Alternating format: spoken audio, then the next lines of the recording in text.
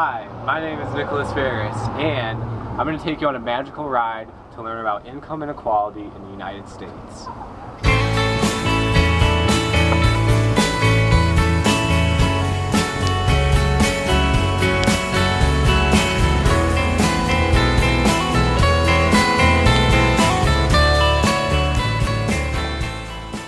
Before going further into the study of income inequality, you first have to understand what income means and what inequality means. Income is typically defined as the sum of all wages, salaries, profits, interest payments, rents, and any other form of earnings received in a given amount of time. Usually, that amount of time is measured in 1 year. It's important to distinguish wealth from income because they have incorrectly become synonymous in American culture. While they're closely related, they are not the same thing. An individual with a high level of wealth does not necessarily have a high level of income, or vice versa. To understand the differences, it's best to think of income as the amount of money someone receives on a regular basis, while wealth is the length of time that that person could maintain their current lifestyle without receiving compensation for performing additional work. Now that we've distinguished wealth from income, I'll now go over what inequality really means. Sociologists see society as a stratification system that's based on a hierarchy of power, privilege, and prestige, which all can lead to patterns of social inequality. Social inequality is characterized by the existence of unequal opportunities. There are two ways to measure social inequality: inequality of conditions and inequality of opportunities. Income inequality is an interesting thing to study because it relates to both inequality of conditions and inequality of opportunities.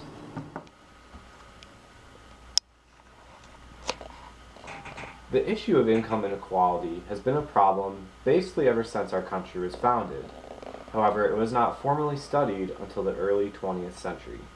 Since then, a lot of research has gone into understanding what it's all about. Basically, income inequality can be broken down into 3 different phases.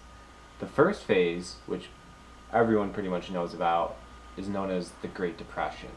That was when income inequality was at mild levels, meaning it wasn't too intense, but it was also a little problematic. The second phase occurred from the years 1940 to 1979. That is known as the Great Compression, and this is when America's income was at its most equal levels. However, since the 1980s, that trend of the Great Compression has reversed, and we are now what's called the Great Divergence. The trend of the Great Divergence is still ongoing and shows no signs of slowing down. In the last 20 years, more than 80% of the total increase in America's income went to only the top 1%.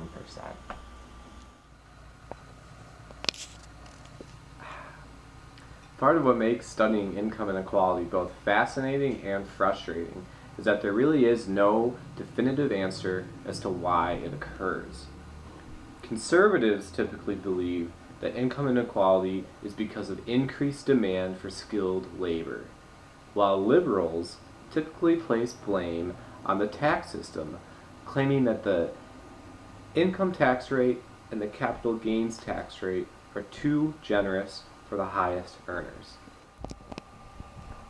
The truth behind income inequality and the causes of it are most likely a synthesis of those two arguments brought forth by both conservatives and liberals. Because income inequality is not fully understood, it's very hard to come up with viable solutions for it. In my opinion, I believe that the first step should be to raise taxes, both income and capital gains taxes, on the super wealthy while lowering taxes on the middle class and lower class. Thank you, and good night.